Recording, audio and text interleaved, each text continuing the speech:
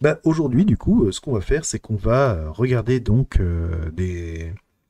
On va parler donc du jeu de la vie. Donc le jeu de la vie, qu'est-ce que c'est? Ben, on va le voir ensemble, et puis surtout, ensuite, on va voir comment le recoder. Alors il est déjà prêt, hein, comme ça vous pourrez jouer avec, sans avoir forcément besoin de le recoder. Je vais d'abord vous montrer rapidement un petit coup la série, enfin, la série. Une vidéo déjà qui m'a bien initié au truc du jeu de la vie. Oh, bah, c'est Science Étonnante, hein. Science Étonnante, c'est un petit peu le boss final de la Vulga sur YouTube, hein. Le mec, c'est juste c'est juste une tuerie, quoi. Donc, alors, je vais pas passer toute la vidéo parce que je crois pas que j'ai le droit de le faire. Bonjour à tous, aujourd'hui on va parler du jeu de la vie. Alors non, je ne fais pas référence à un jeu de société ou à une variante de la roulette russe, mais à un drôle de petit programme informatique imaginé dans les années 70 par le mathématicien John Conway. Depuis presque 50 ans, ce jeu fascine les mathématiciens et les informaticiens, mais aussi les biologistes et les philosophes, parce qu'il nous montre comment un système évoluant selon des règles simplistes peut engendrer des résultats incroyablement riches. Et d'une certaine manière, il nous aide à mieux comprendre comment un gros tas d'atomes en interaction peut se retrouver à former les êtres complexes et pensants que nous sommes.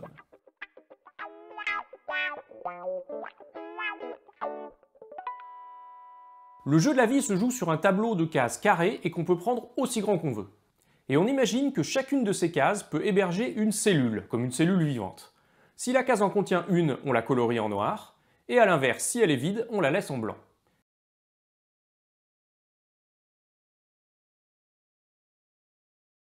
Alors, notez bien ça. C'est un jeu, en fait, qui est extrêmement simple, en fait, hein. C'est-à-dire qu'il n'y a pas réellement de joueurs non plus, donc on va le voir plus tard. Mais en fait, tout vient d'une situation de départ. Là, ce que vous voyez là, par exemple, c'est une situation de départ. Une série donc de cellules qui sont en fait soit noires, soit blanches. Les noires sont considérées comme étant vivantes et les blanches sont considérées comme des espèces vides avec des cellules qui ne sont pas là ou alors considérées comme mortes, c'est au choix. Mais moi, je préfère représenter ça sous la forme il y a des cellules et ailleurs, là où c'est blanc, il n'y en a pas. Voici par exemple une configuration possible, très simple, dans laquelle on a seulement 6 cellules vivantes. Maintenant, l'idée du jeu de la vie, c'est de faire évoluer une population de cellules au tour par tour, selon des règles qui sont fixées à l'avance et qui sont enfantines. Règle numéro 1, une cellule ne survivra au tour suivant que si elle est entourée par 2 ou 3 voisines. Si vous voulez, en dessous de 2 voisines, la cellule meurt d'isolement, et au-dessus de 3, elle meurt de surpopulation. Et règle numéro 2, si une case vide est entourée par exactement 3 voisines, elle devient vivante au tour suivant. Une cellule naît à cet endroit-là.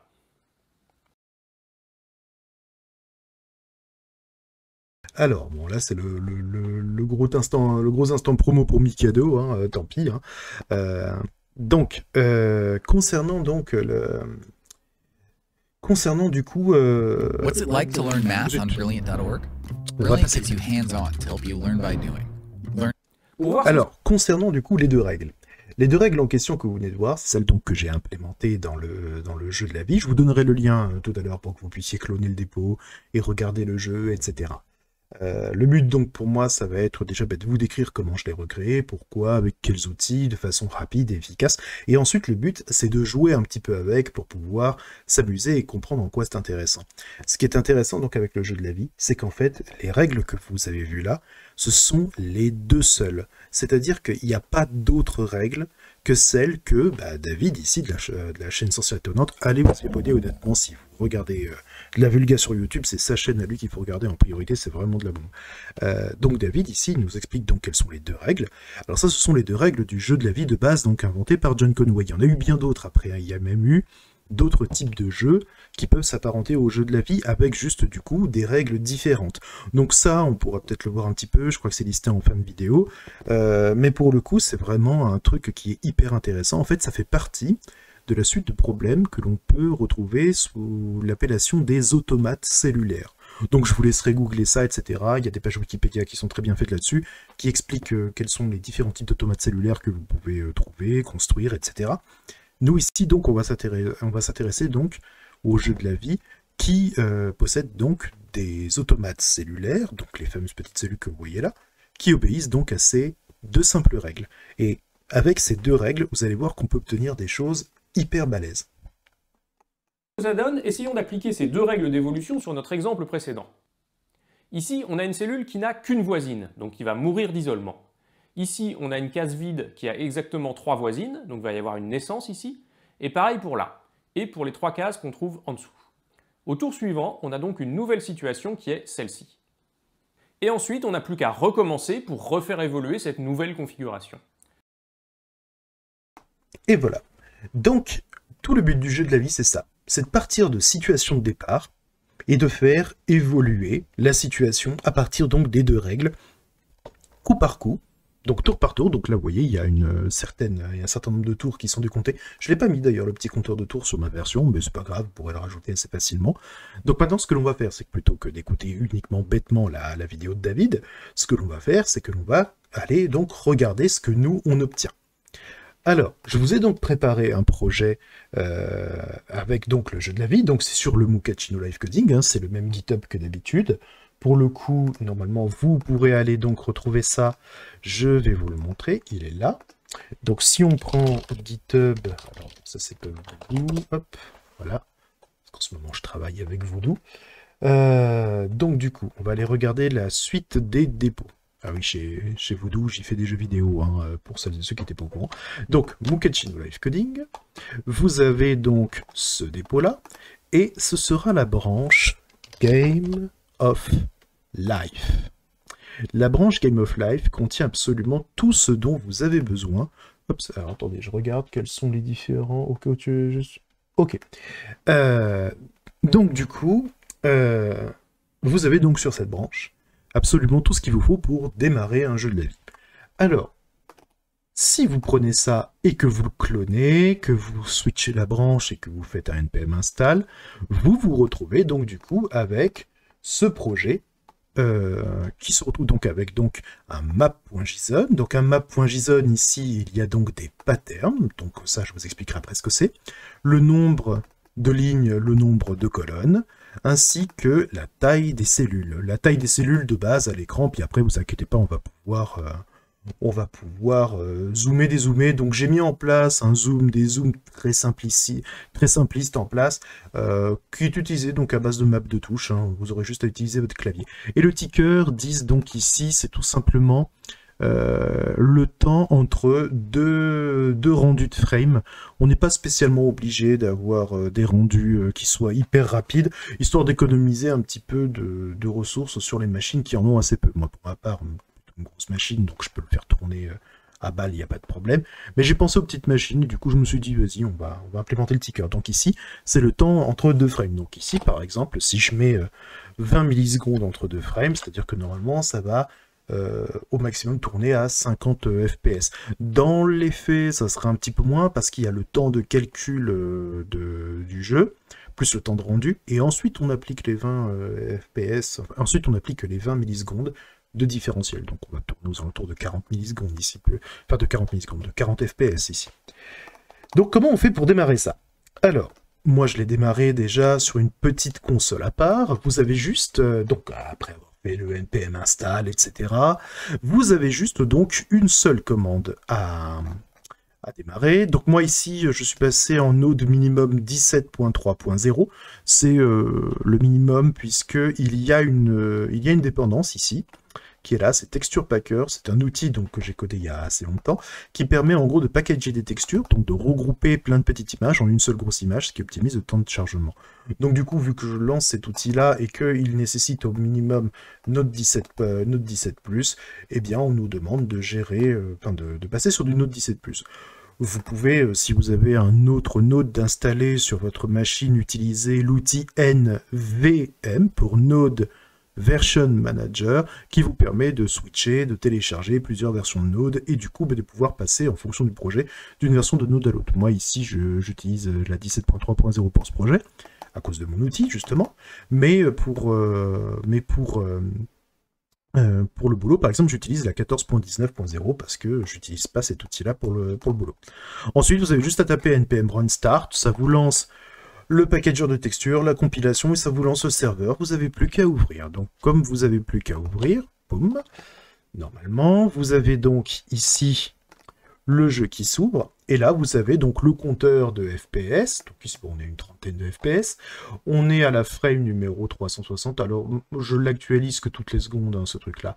On a un nombre de draw call qui est très petit, puisque en vérité il n'y a que une texture en particulier, et un nombre de quads, donc le nombre de quads ici c'est juste le nombre de cellules, donc ici j'ai 200 par 300, donc ça fait bien 60 000...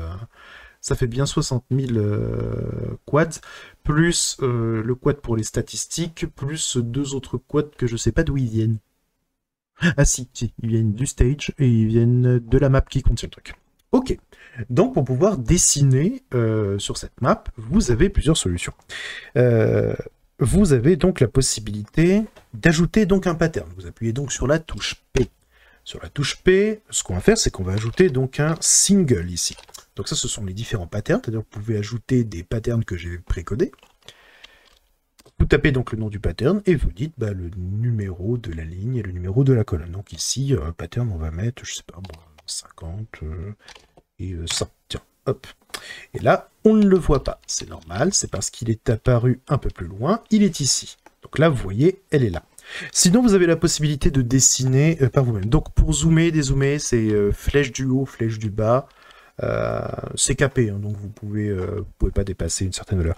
Vous laissez appuyer sur Shift et hop, vous laissez drag and dropper votre cellule. Et ensuite, pour calculer donc le prochain tour, vous appuyez sur E, et hop, voilà.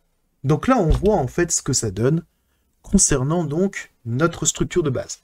Notre structure de base, celle qui commençait donc par ce truc-là, se transforme ici, pour ensuite passer à ça, pour ensuite passer à ça, pour ensuite passer à ça. Et on voit bien que c'est cohérent en vérité avec nos deux règles. Hein. Donc au niveau du code, on le regardera un petit peu tout à l'heure. Là maintenant, ce que l'on va faire, c'est que l'on va par exemple essayer de relier ces deux-là. Et on va voir ce que ça donne.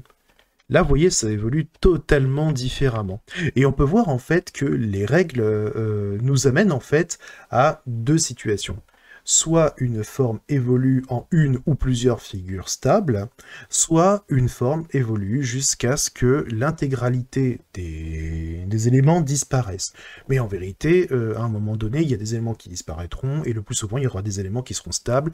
Mais il y a également une troisième configuration, que l'on va voir tout à l'heure, qui permet de produire ce que l'on appelle des structures infinies, et qui, en plus, voyagent ce que l'on appelle des planeurs. Et du coup, pour vous en donner un petit aperçu, bah, ce qu'on va faire, c'est qu'on va aller de nouveau regarder la vidéo de David. Mais d'abord, je regarde un petit peu s'il y a des questions de chat, etc. Ça fait penser, bonjour, merci pour le live. De rien Jojo, de rien pour le live, coucou d'ailleurs. Et à la fin, ça fait des QR codes. D'accord. Non, ça fait pas des QR codes, non. Mais c'est marrant de penser à ça. Mais oui, en effet, on pourrait y penser. Je suis sûr qu'il y a des gens, il y a des fous furieux du jeu de la vie, en vérité, qui trouvent plein de formules et tout. Enfin, qui trouvent plein de patterns, qui font des trucs.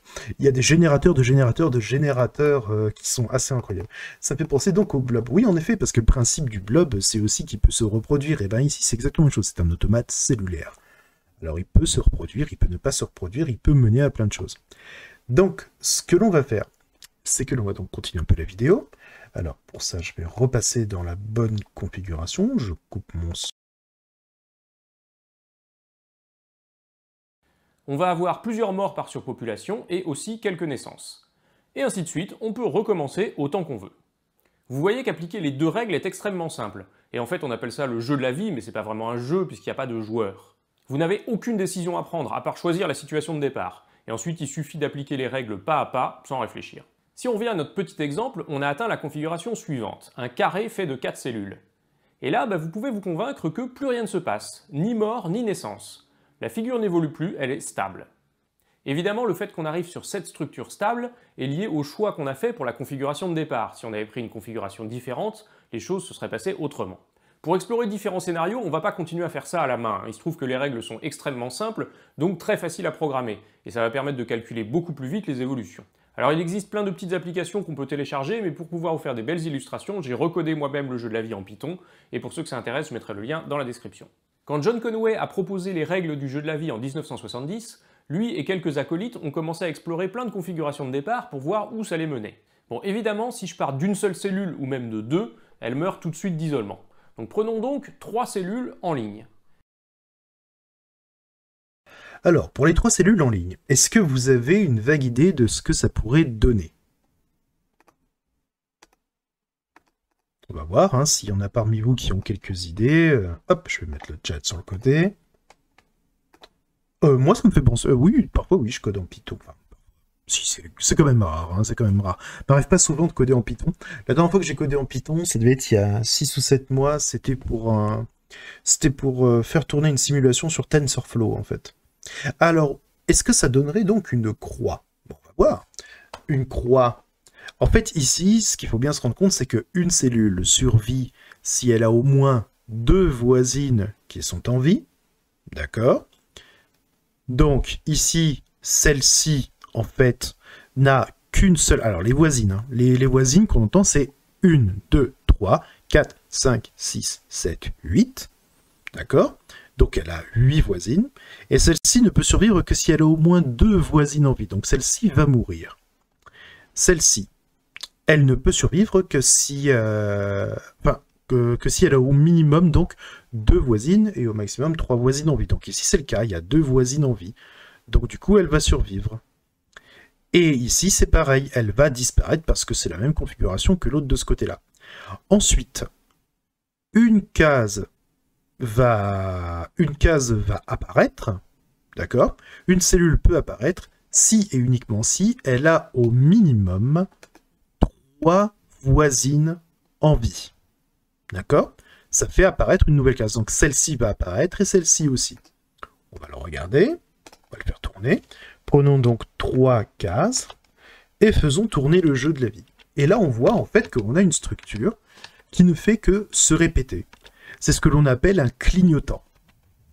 Parce que, bah, hop, si on la laisse tourner très très vite, hop, ça fait un petit clignotant. Vous voyez? Il y a également d'autres structures en fait hein, que l'on peut avoir. Par exemple ici, si on fait ça, hop, vous voyez, elle évolue. Et là, vous voyez, on peut la faire évoluer en un clignotant plus gros. Vous voyez, c'est assez simple. Hein. On part donc d'un clignotant de base, ici, et on peut le faire évoluer, hop, en un autre clignotant, juste en rajoutant quelque chose. Donc, le touche C ici, ça vous servira à clean le board, hein, lorsque vous en avez envie. Si on faisait la même chose cette fois-ci avec 2, voici ce qu'on aurait. On aurait en fait un clignotant qui est un peu plus rapide. Je vais les remettre tous les deux pour comparer. Je vais en mettre un là et un là avec 2. Vous voyez, il y en a un qui arrive plutôt à son état de clignotant parce qu'il passe par moins d'étapes intermédiaires, tout simplement. Et en vérité, ils sont même désynchronisés, c'est assez marrant. Donc là, vous voyez, ce sont des figures, en fait, qui sont pas stables dans le sens où elles clignotent, mais en vérité, leur configuration est cyclique. Donc, il y en a plein, des configurations qui sont cycliques dans ce jeu, dans le jeu de la vie, et en fait, elles ne peuvent pas disparaître d'elles-mêmes. Elles ne peuvent pas évoluer non plus vers une configuration stable d'elles-mêmes. Là, par exemple, si je fais ça, ici, si je rajoute quelque chose, vous voyez, hop, ça reprend. Et hop, cette fois-ci, on se retrouve avec 4 configurations stables. Elles ne bougent plus du tout. Ces configurations-là, en fait, ce sont ce que l'on appelle des ruches, si je dis pas de bêtises. On va les revoir un peu plus tard dans la vidéo. Et vous voyez, on peut faire évoluer assez facilement, en fait, des choses en ajoutant à peine 1 ou 2 trucs. On va reprendre, hein, mais si on prend donc notre structure ici, et qu'on rajoute juste une seule ici, ben là, vous voyez, on se retrouve avec une configuration stable ici. C'est marrant, hein? Et hop, là ici on se retrouve avec une autre configuration stable. Vous voyez, le fait de faire apparaître des choses, le fait d'en faire ajouter, en fait, ça peut faire évoluer des structures de façon assez drastique, en fait. Et au bout de quelques cycles, on se retrouve soit avec une configuration stable, soit avec une mort, soit avec une cyclique, soit avec quelque chose qui va planer. Et d'ailleurs, les planeurs, on les a pas encore vus. À l'envers, le pointeur d'un viseur. Oui, oui, ça peut éventuellement être ça, oui, ça peut en effet ressembler au pointeur d'un viseur, ouais. Mais il y a pas mal de choses, hein. Il y a pas mal de choses. N'hésitez pas, franchement, hein, téléchargez-le, le jeu, hein. Je l'ai codé, histoire que vous puissiez jouer avec, et on parlera du code un petit peu après, vous inquiétez pas.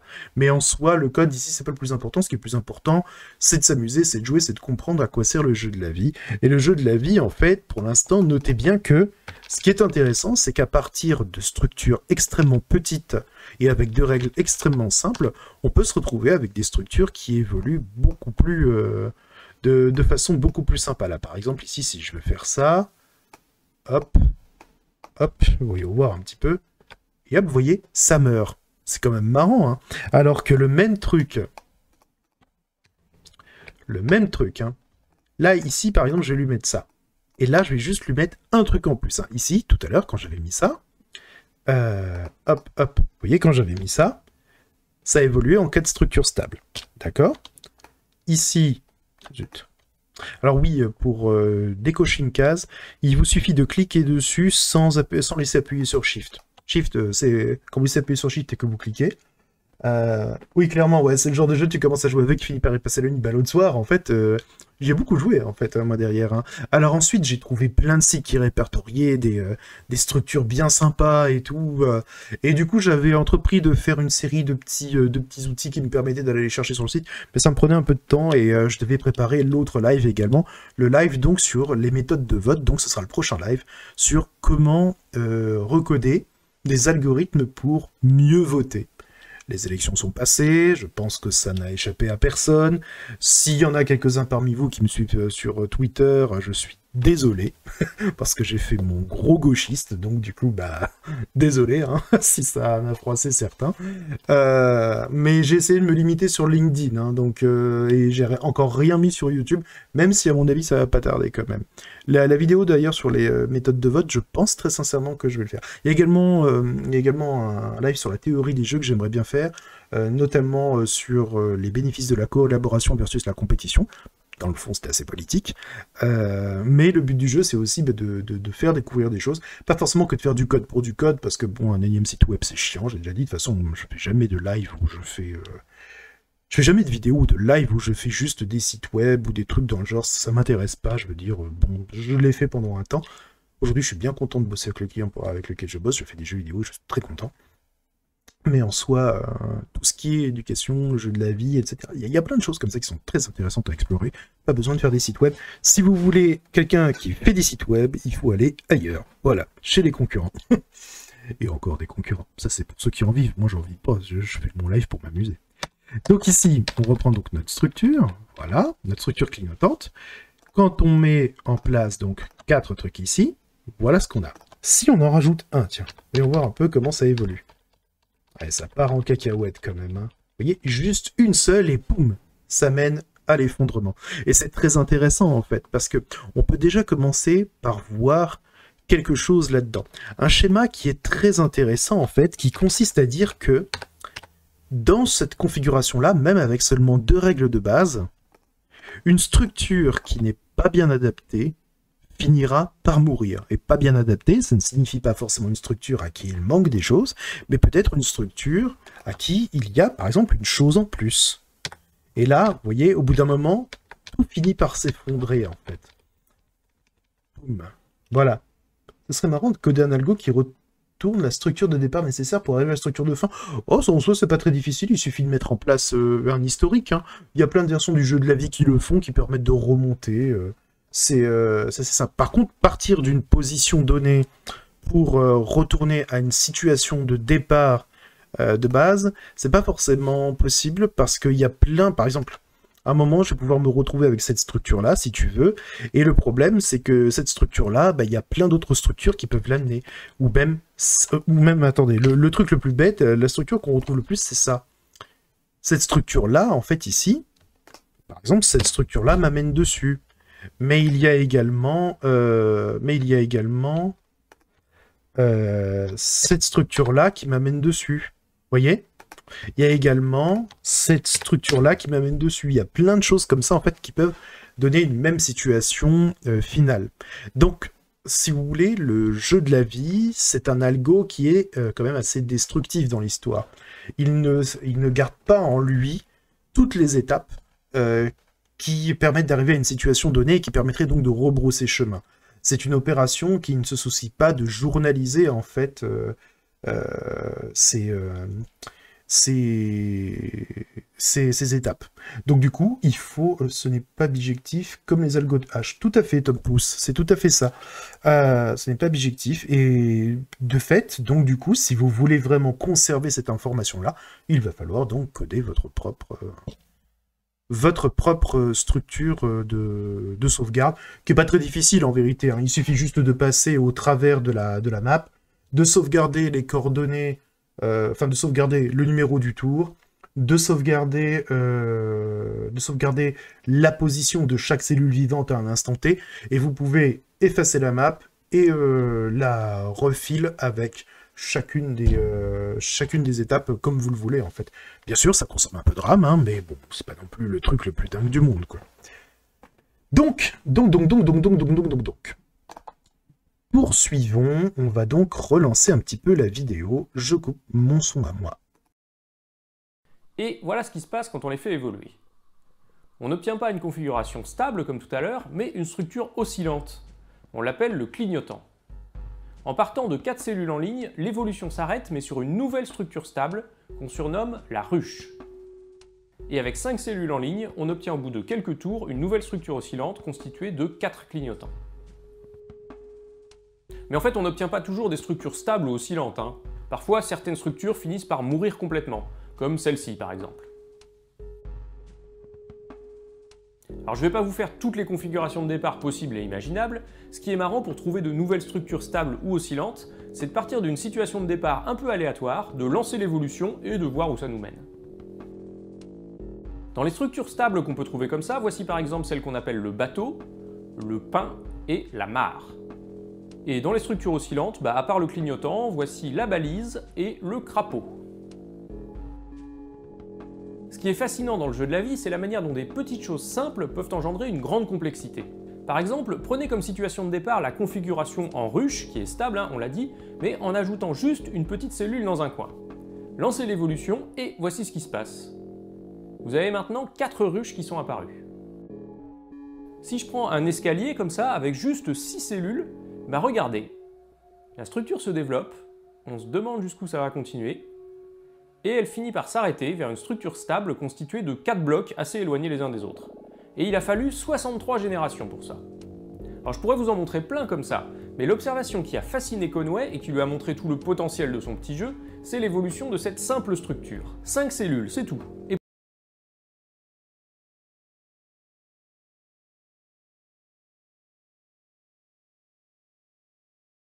alors, cette structure, je vous l'ai précodée justement dans les patterns. Donc du coup, dans les patterns, vous pouvez la retrouver. Alors, vous faites un coup de C, un coup de P, et vous pouvez donc la retrouver. C'est Stair 5, parce que je trouvais que ça ressemblait à un escalier, un petit peu à un escalier, et qu'il y a donc 5 cellules en vie. Vous pouvez donc la mettre là. Donc on va la mettre. Alors attendez, on va essayer de la mettre au milieu à 100, 150. Alors. Du coup, il faut dézoomer. Elle se retrouve donc ici. Alors, vous pouvez dézoomer, encore une fois, donc avec les flèches du bas, et zoomer donc avec les flèches du haut, donc de votre pavé tactile sur le côté. Alors, vous allez me dire, c'est pas très pratique, j'aurais dû coder un truc qui permet de qui permet de naviguer dans la map. Je l'ai juste pas fait. Ça se rajoute assez facilement, donc c'est pas non plus le truc le plus dur du monde. Peut-être que je le ferai. Je pense que ça sera pas très difficile à faire. Je pense que je remapperai les touches du zoom sur plus et moins, et puis pour naviguer dans la map, je mettrai les touches tactiles. Je vous le ferai peut-être tout à l'heure avant de vous lâcher. Donc ici, cette structure, pour petite structure, c'est exactement la même que celle qui présente, hein, c'est juste qu'elle est tournée sur le côté. Moi, je l'avais faite comme ça, mais ça change absolument rien. Donc, on va lancer la simulation.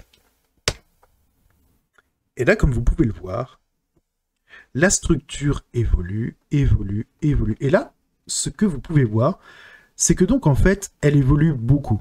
Elle prend de plus en plus de place. On obtient donc des configurations stables, hein. On obtient donc des pins, des ruches, des blocs, etc. Mais on obtient également d'autres structures qui naviguent en fait à travers la map. Et c'est ça que l'on appelle des planeurs.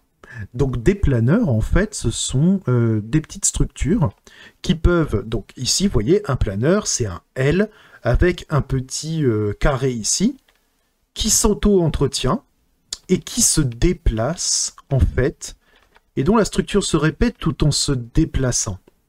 Et là, vous voyez, ce petit planeur-là, hop, il s'en va pour plus tard atterrir au bord de la map. Là, on a un petit clignotant, on a d'autres structures stables, on a un bateau, on a plein de choses.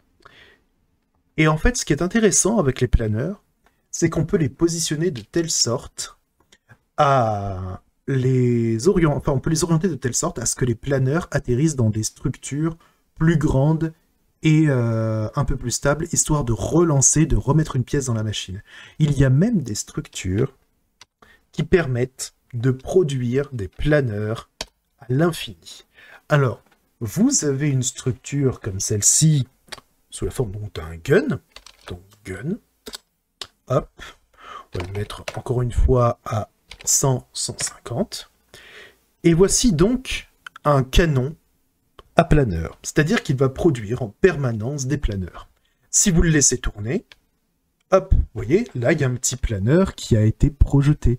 Là il y en a un autre. Alors on peut rajouter une petite structure ici pour faire un canon qui part juste uniquement dans un sens, et donc bloquer ces trucs-là. Mais j'ai choisi de laisser le double canon ici, je trouvais ça plus marrant. Surtout de voir en fait quel effet ça donne. Vous voyez là, hop, quand un planeur rencontre un planeur qui est arrivé au bord, si on a choisi de traiter donc les bords de la façon dont je l'ai faite, ce qui n'est pas le cas de David, hein, les planeurs continuent leur chemin en dehors des bords. Moi, je suis parti du principe qu'il fallait qu'il y ait une fin au monde. Et donc, du coup, ici, whoop, vous voyez, quand un planeur rencontre une structure stable comme celle-ci, ça l'annule. Et c'est hyper intéressant, en fait, parce que ça permet de produire des structures infinies, en fait. Si on essaye de faire en sorte de les amener, en fait, à se rencontrer, eh bien, ça peut être hyper intéressant. Et encore une fois, hein, ce qui est surtout intéressant dans les automates cellulaires, c'est qu'en fait, on a quelque chose de simple, la présence ou l'absence de quelque chose, et un certain nombre de règles. Ici, seulement 2. Et grâce à ces 2 règles, on arrive à faire émerger, en fait, quelque chose qui a des allures d'infini, en fait. Qui en a des allures, entre guillemets, mais il y a bien une structure à l'origine qui produit ça. Mais vous voyez à quel point c'est intéressant le fait qu'il n'y ait que 2 règles qui permettent d'avoir quelque chose comme ça. Et je trouve que c'est ça le plus intéressant, en fait, dans cette expérience-là. Et Conway, en fait, quand il a vu ça, quand il a vu cette expérience-là, il s'est dit, mais c'est incroyable, le jeu de la vie, je peux, en fait, trouver des structures qui sont toutes plus intéressantes les unes que les autres. Alors, il y en a une tonne. Je vais vous donner, donc, par exemple, Roten. Roten, par exemple, donc celle-ci, c'est juste 10 lignes. Et hop, vous voyez, hop, 10 lignes, ben, ça évolue en un clignotant. Vous avez également, ce qui est intéressant, donc on va aller voir un peu plus tard, mais vous avez également des vaisseaux spatiaux. C'est-à-dire que ce sont des petits planeurs. Ce sont des planeurs, en fait, mais un peu plus gros. Alors, je vous ai mis que la version grosse, hein, du spaceship, mais il y en a de 2-3 tailles différentes, si je dis pas de bêtises. Et donc, en fait, ça ressemble un petit peu à un Flappy Bird, en fait, vous voyez, enfin, c'est comme un oiseau, en fait, ou un vaisseau spatial, en vérité, qui navigue, en fait. Alors, ce qui est assez intéressant, c'est de voir ce que 2 vaisseaux spatiaux font lorsqu'ils se rencontrent. Donc, vous pouvez utiliser donc un spaceship, vous le mettez à la ligne 100, vous le mettez, je sais pas moi, à 50, et vous rajoutez donc un autre spaceship qui va dans l'autre sens. Donc ici, j'ai mis spaceship R pour reverse, donc qui va vers la gauche, en fait, ici. Bon, bien sûr, c'est totalement arbitraire, hein, puisque le reverse, ici, il n'est pas forcément, comment dire, très pertinent, mais bon, celui, le premier que j'ai mis, allait de gauche à droite, et donc l'autre, bah, c'est reverse. Donc là, vous voyez, vous avez donc des vaisseaux spatiaux. Et paf, le crash. Ce qui peut être intéressant aussi, c'est donc de mettre un spaceship. On va le mettre donc ici à 100, 150. Et si on mettait par exemple un gun? Un gun que l'on va mettre donc à 120 par exemple, et on va le mettre à, je sais pas moi, 160... On va peut-être le mettre 170, ouais. On va voir un peu s'ils vont se rencontrer. Donc ici, on va essayer d'abattre le spaceship avec un planeur. Ah, c'est un petit peu trop, vous voyez? Donc là, ici, il faudrait reculer notre spaceship d'au moins une bonne trentaine de cases. Donc, on va le faire, hein. On joue un petit peu, hein. C'est ça qui est marrant aussi. Hein. Donc ici, on fait 100. Et donc, du coup, ici, on va mettre, on avait dit 120.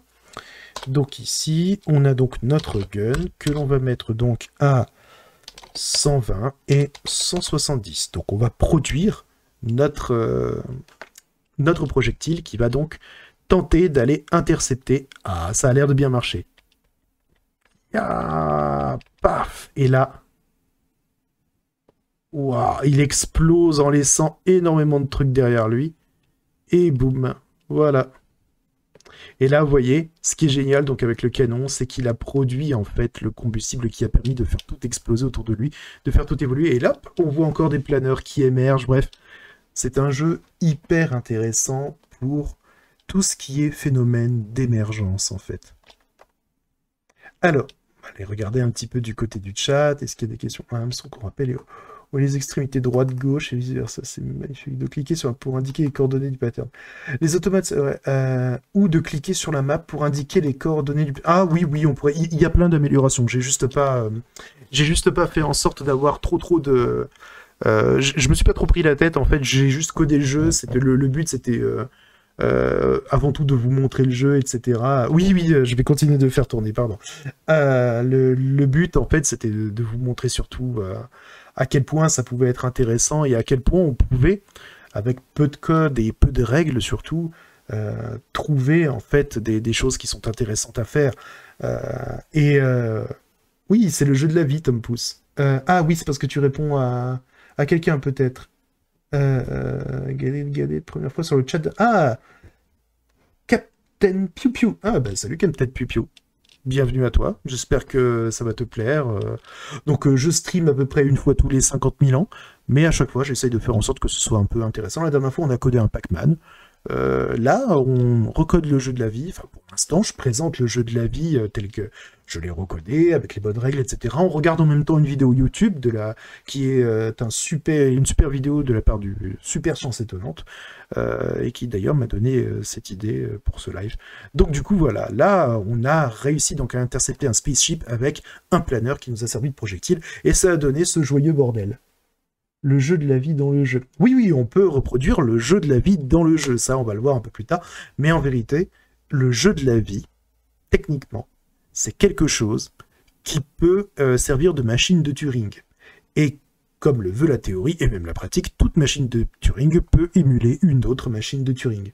Après, tout dépend du temps qu'on veut passer à calculer le truc, parce que bon, ça reste quand même plus lent, mais techniquement, dans Minecraft, vous pouvez également recoder un ordinateur. Il y a des gens qui se sont amusés à faire des calculettes analogiques à base de flux, de flotte et de lave. Donc, c'est tout à fait possible. Et le jeu de la vie est très intéressant pour plein de choses, notamment pour ça. Alors, tu devrais stream plus souvent. Je devrais stream plus souvent, oui, c'est vrai. Et pourquoi pas, parce que j'y crois. Ça devrait être plus le cas d'ailleurs de stream plus souvent, parce qu'avant c'était chiant, je devais systématiquement brancher une box à la con. Bah tiens, ouais, allez, hop, petite pause casse-croûte, entre guillemets. En fait, avant j'avais pas la fibre. Je devais l'avoir il y a 2 ans, et puis finalement c'était la fibre de chez SFR et c'était de la grosse merde. Donc du coup j'ai pas pu l'acheter, et donc du coup Orange m'avait dépanné avec une Flybox qui était balèze en upload, qui était meilleure en upload que ce que j'avais avec ma Livebox, mais qui était nul en download, parce que l'antenne, elle est là pour tout le village, donc pour plus de 4000 personnes en comptant les agglos autour. et tout le monde était là en train de télécharger à balle sur la 5G, mais personne ne uploadait. Donc du coup, j'avais un débit ascendant qui était correct, qui permettait de live de temps en temps, et encore pas tous les soirs. Et j'avais pas de... Mais j'avais... En échange, quand j'étais sur cette box-là, je n'avais pas de débit descendant. Donc c'était super chiant, je pouvais pas par exemple avoir le chat en même temps, ou un truc dans le genre, c'était assez galère. Là maintenant que j'ai la fibre, c'est un life changer en fait, hein. C'est un truc de fou. Je peux mettre à jour mes jeux, je peux m'amuser, je peux uploader. Là vous voyez par exemple... j'ai, parce que je suis pas tout seul à la maison, hein, j'ai ma femme, mon fils, etc. Donc là, ils sont tous en train de regarder des vidéos en 4K, etc. Boum. Ma connexion, elle est 200 fois plus rapide qu'avant. Hein. 200 fois plus rapide. Hein. C'est une fibre 200 gigamax que j'ai, hein, par rapport à avant. Ah, alors attendez. Ouais, si, c'est ça, ouais. De 2 gigamax. Donc du coup, alors qu'avant, j'étais à 10 mégamax. C'est juste... incroyable. Je suis refait. Je suis refait. Donc du coup, ça permet de se... Mais là d'ailleurs, je sais pas, hein, parce que bon, comme j'ai pas la transco, vu que je suis pas partenaire Twitch, voilà, qualité 1080p source, hein, de ce que je vois, vous avez droit à minimum à du 1080p si vous le voulez, et si vous avez la possibilité de le télécharger, donc voilà. Ça permet aussi d'avoir des trucs avec une petite résolution comme ici. Voilà, voilà. Donc du coup, ce qu'on va faire, c'est que on va poursuivre légèrement donc la vidéo.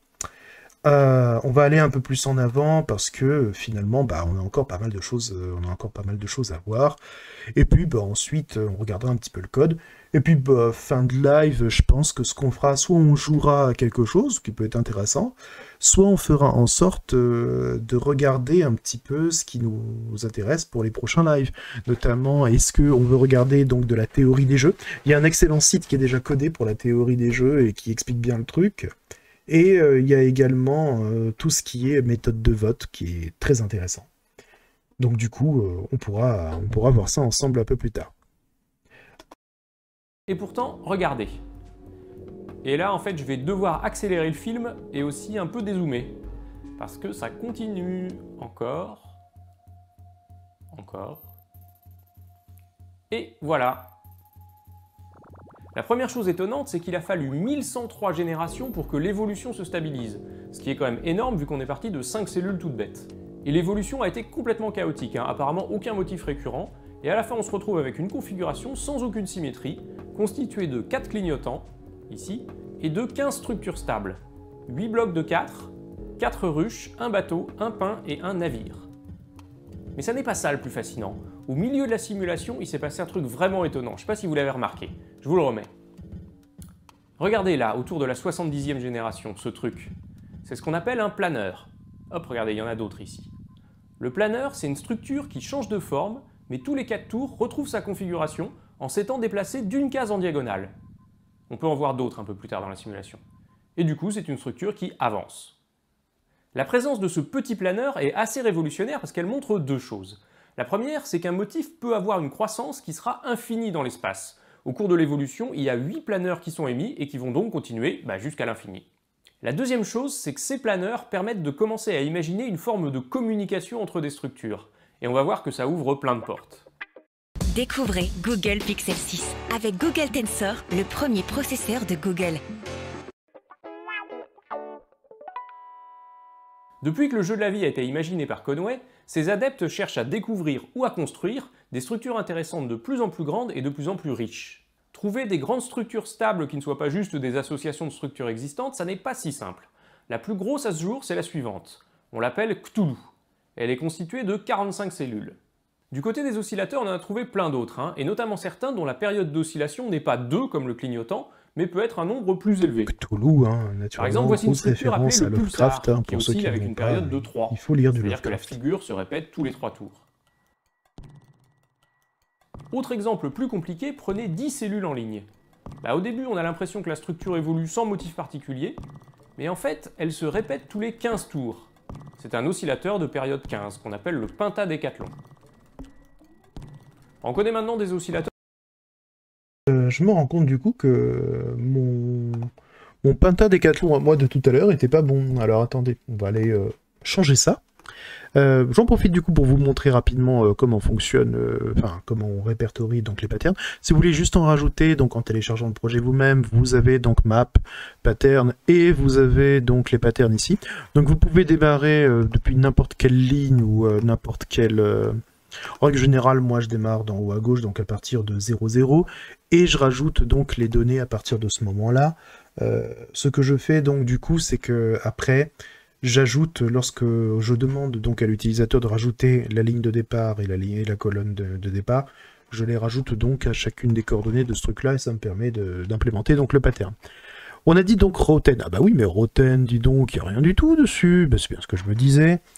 Il me paraissait petit, mais comme je me disais, allez, vas-y, c'est bon, t'es en full dézoomé, bah ouais, t'es en full dézoomé, mais en vérité... T'es full dégueulasse en vérité. J'avais dû copier-coller celui d'au-dessus. Du coup, on va aller regarder notre patin Décathlon à nous, après tout. Il n'y a pas de raison, donc il faut recharger. Un petit CTRL F5 même, c'est pas mal. Et ce que l'on va faire, c'est que... on va déjà regarder si le pattern fonctionne bien. On va le mettre à la ligne 10 et colonne 20. Voilà, il est là. Hop, et là, en effet, on a bien donc notre patin Décathlon. Donc il revient en fait à sa configuration toutes les 15 oscillations. Donc 1, 2, 3, 4, 5, 6, 7, 8, 9, 10, 11, 12, 13, 14, 15. Ouais, voilà. Quelle que soit l'étape, ça marche. Ok, parfait. Ce qui est marrant, comme vous pouvez le voir, c'est que 1, 2, 3, 4, 5... Vous voyez ici, on se retrouve donc avec un clignotant. Bon, là, il est parti alimenter son copain là-haut. Du coup, bah, ça a tout cassé. Mais vous voyez, en fait, tout à l'heure, on en a mis 5 comme ça, et on a vu que ça évoluait comme ceci. Et en fait, ici, on a également autre chose qui évolue exactement de la même façon. Donc, vous voyez, en fait, ça dépend vraiment de comment on souhaite... ça dépend vraiment de comment on souhaite démarrer. Mais il y a plein de figures différentes qui peuvent te donner donc la même situation à l'arrivée. C'est pour ça qu'on ne peut pas spécialement retrouver le chemin qui nous amène vers une étape précise. Parce qu'en fait, il y en a plusieurs qui peuvent mener au même chemin. Donc tant qu'on ne l'a pas journalisé, ce n'est pas possible. Alors, tout à l'heure, on a vu d'ailleurs qu'il y avait donc des structures qui étaient stables et qu'on trouvait des stables, en fait, c'était pas si simple. Donc la plus grosse, hein, c'était Cthulhu. Cthulhu, parce que, bon, bah voilà, grosse référence à l'ancien, l'espèce de... Enfin, c'est un ancien dans le roman de Lovecraft,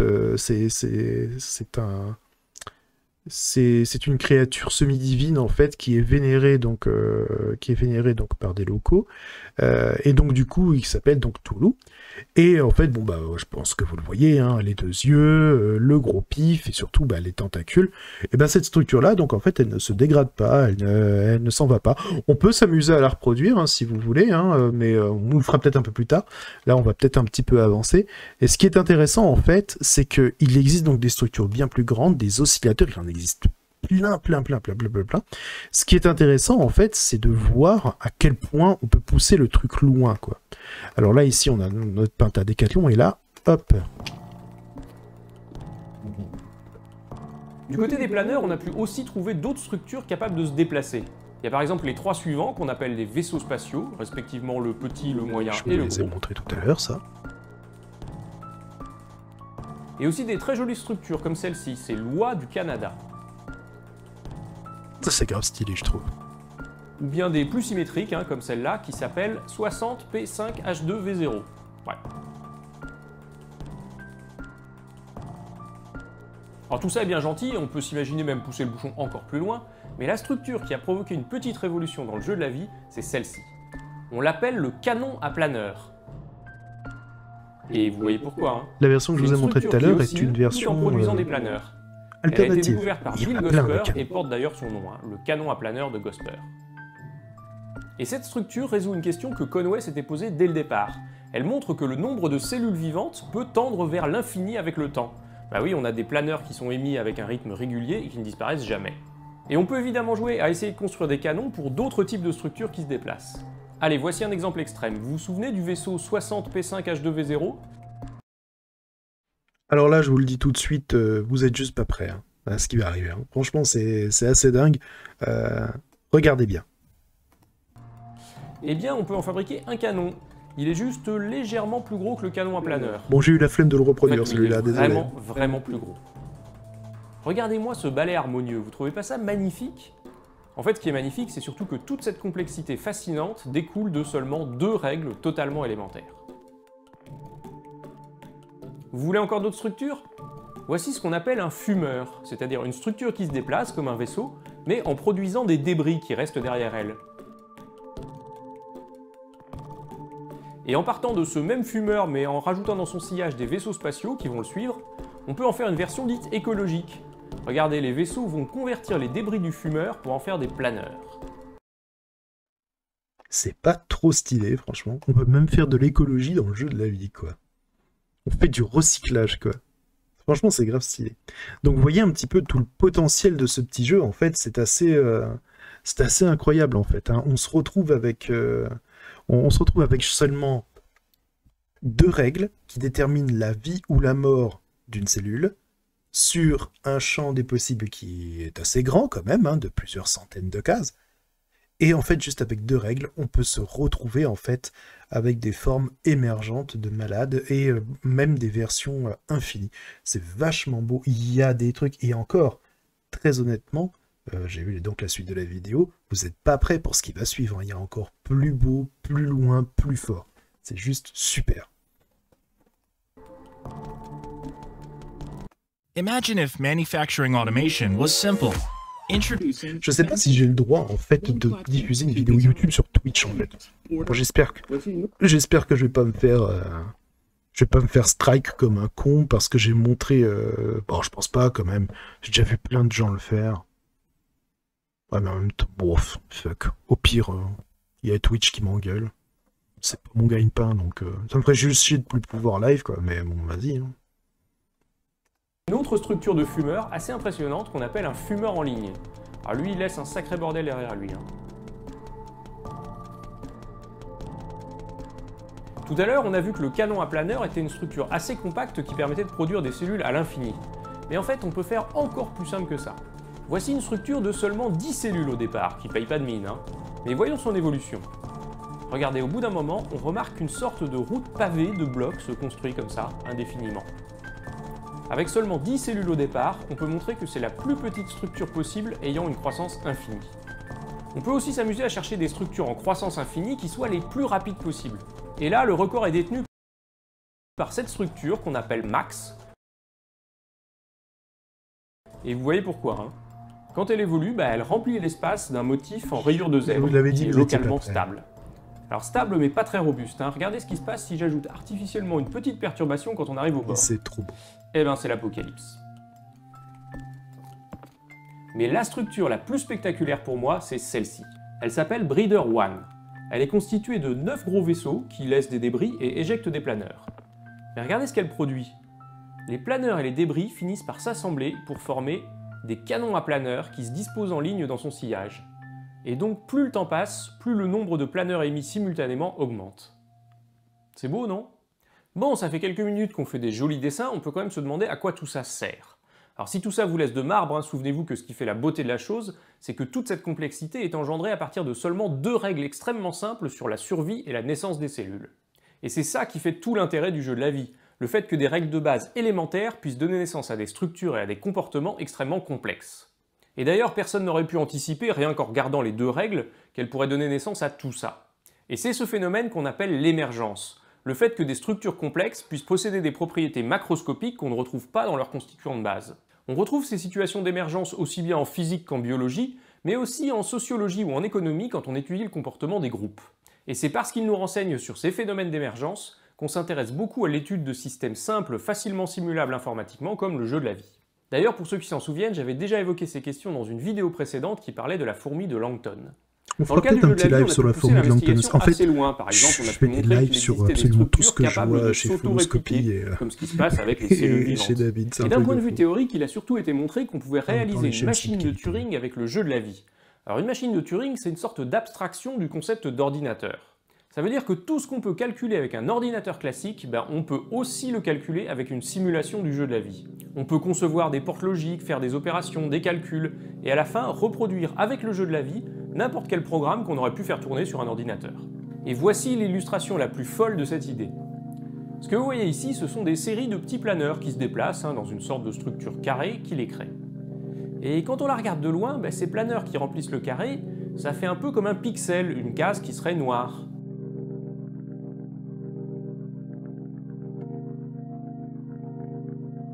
Et il en existe aussi une version sans les planeurs, qui du coup ressemble beaucoup à une case blanche. Et on peut associer plusieurs structures de ce genre pour former un réseau de cases géantes, blanches. Bon, et là je vous préviens, si vous étiez déjà mindfuck à ce moment-là, voilà, vous pouvez poser votre cervelle, elle sera grillée. Ou noir. Et en mettant les bonnes interactions, ces cases géantes peuvent évoluer selon les règles du jeu de la vie. Alors là, j'avoue, la simulation était trop compliquée, c'est pas moi qui l'ai faite. Donc on a une configuration du jeu de la vie capable de simuler un jeu de la vie. J'espère que la profondeur de ce résultat vous fascine autant que moi. Alors une question qu'on peut se poser quand on a vu tout ça, c'est pourquoi utiliser ces deux règles et pas d'autres? Eh bien... Et si, un jeu de la vie dans le jeu de la vie, quoi. Truc de fou. Quand j'ai vu ça, j'ai fait, mais non, un truc de malade. Et en fait, c'est juste incroyable. Donc là, je ne l'ai pas codé. D'ailleurs, la version que je vous ai codée ne permettrait probablement pas de simuler une aussi grosse simulation, pour la bonne et simple raison que je triche un peu, je n'utilise pas des pixels. Pour le faire, j'utilise en fait des sprites que j'ai créés, à l'aide de la libbarista que j'ai édité. Donc du coup, c'est juste une version du jeu de la vie que j'ai faite très très rapidement avec ce que j'avais sous la main. Mais en vérité, le plus simple et le plus performant, ça serait de manipuler en fait les pixels d'un canvas. Et dans ces cas-là, vous pouvez très facilement atterrir à un jeu de la vie qui fait 5000 par 5000 cases, quoi. En gros, vous êtes juste limité par la taille du canvas supporté par votre navigateur, ou alors vous êtes limité également donc par les performances. Mais manipuler des pixels dans le canvas, ça reste très facile. Et ensuite, bien naturellement, il y a le compute, quoi. Il y a le compute des deux règles pour chaque case, quoi. Et donc ça, du coup, forcément, ça prend un peu de temps. Mais en vérité, vous pouvez très bien pré-compute absolument toutes les données. Et ensuite vous contentez de les appliquer bêtement et méchamment, quoi, histoire d'avoir l'évolution. Mais le fait d'avoir un jeu de la vie dans le jeu de la vie, c'est quand même quelque chose de très méta. Et techniquement, qu'est-ce que ça veut dire? Ça veut dire que si vous avez la possibilité d'avoir un jeu de la vie simulé par un jeu de la vie, ça veut dire que vous avez la possibilité, réelle et théorique en même temps, de simuler un jeu de la vie, dans un jeu de la vie, dans un jeu de la vie, et dans un jeu de la vie, dans un jeu de la vie, dans un jeu de la vie, etc. Bref, c'est une machine qui peut s'auto-répliquer tout le temps. Et on l'a vu, c'est parce que c'est une machine de Turing. Techniquement, elle est capable de reproduire absolument tout ce que vous pouvez faire avec un ordinateur. C'est-à-dire que vous pouvez exécuter du JavaScript avec ça, vous pouvez tout faire. Vous pouvez simuler absolument tout ce que vous voulez. Ça prendra une éternité, mais on s'en fout. Techniquement, ce qui nous intéresse, c'est cette possibilité théorique et technique qui consiste à dire que si on a une machine de Turing, cette machine de Turing peut émuler n'importe quelle autre machine de Turing. Et c'est ça qui est hyper intéressant. Et c'est ça qui est hyper fort dans les automates cellulaires de type jeu de la vie. C'est à partir du moment où ce sont des machines de Turing, où c'est prouvé que ce sont des machines de Turing, on sait qu'on peut les reproduire et donc avoir une espèce d'inception, mais à l'infini, quoi. Et ça, c'est juste démentiel. Tout ça dans un jeu, on a découvert l'énergie infinie. Alors, l'énergie infinie, on a découvert une boucle de rétroaction infinie. Mais bon, les boucles infinies, c'est un truc que l'on sait très bien faire depuis le début. Dès ta première boucle, tu fais une boucle infinie, on va dire. C'est ton premier exercice. Non, ce qui est intéressant, c'est pas tant l'énergie infinie ici, non, c'est plus le concept de se dire, on a la possibilité d'avoir des poupées russes qui s'encastrent en fait indéfiniment les unes dans les autres. Ça, c'est super intéressant. Mais en soi, oui, l'énergie infinie, c'est une bonne blague. Bon, on poursuit. un Conway les a trouvés par tâtonnement, en essayant d'avoir des règles qui soient à la fois suffisamment simples, qui évitent l'explosion du nombre de cellules, mais qui permettent de former des structures suffisamment complexes. Bien comprendre qu'il n'y a pas forcément quelques variantes de du jeu bonne de la vie algo avec pour des ça. règles différentes et qui produisent aussi des résultats assez riches. Mais pour essayer de comprendre ce qui se passe, il y a une chose qu'on peut faire, c'est d'étudier un système encore plus simple. On l'appelle les automates cellulaires élémentaires. Découvrez Google Pixel 6. Simple à utiliser.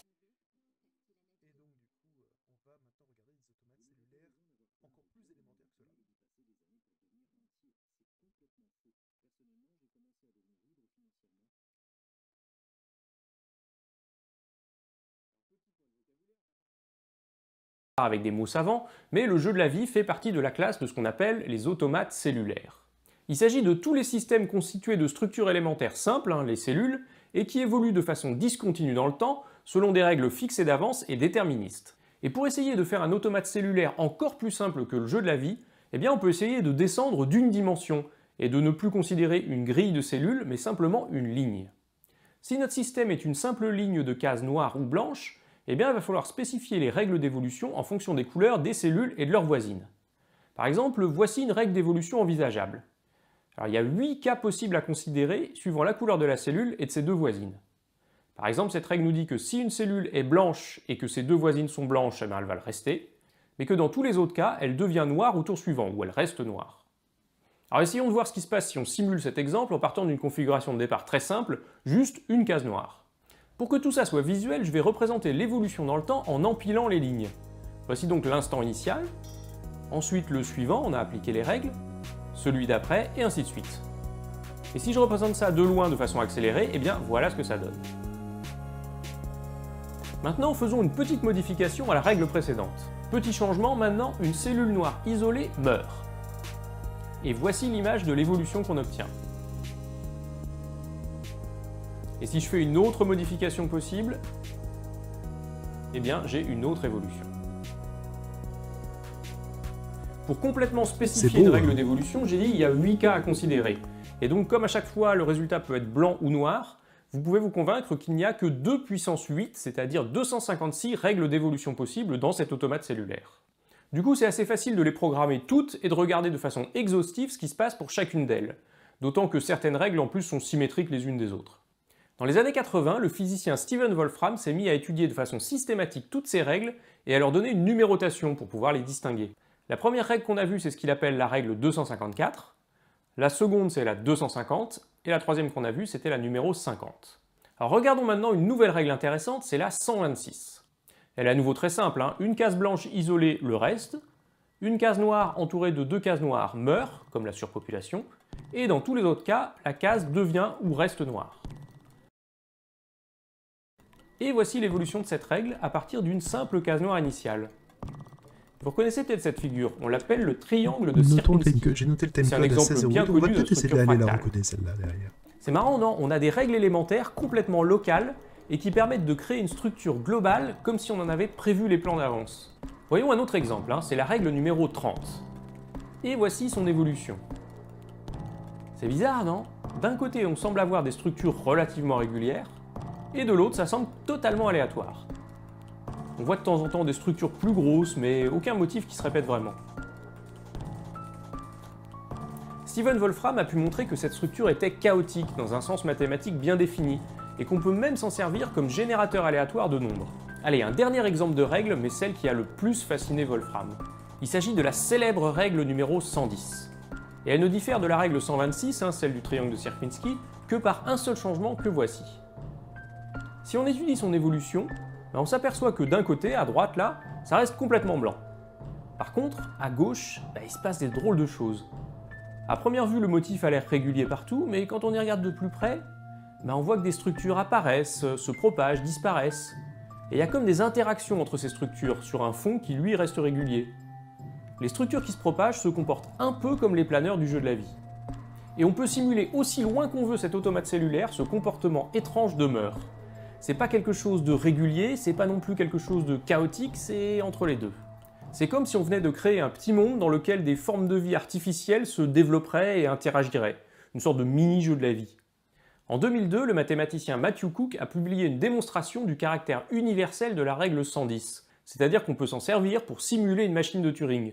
et donc n'importe quelle fonction calculable par un ordinateur classique, comme le jeu de la vie. Mais malgré cette démonstration, comme pour le jeu de la vie, on peut pas dire qu'on comprenne vraiment pourquoi la règle numéro 110 fonctionne comme ça et pas les autres. L'émergence de la complexité et de l'universalité d'un système aussi simple reste une question mystérieuse. Comme quoi, même les programmes informatiques les plus élémentaires n'ont pas fini de nous étonner. Merci d'avoir suivi la vidéo, n'hésitez pas à la partager si vous l'avez appréciée, n'oubliez pas les pouces bleus, la cloche, liker, tout ça.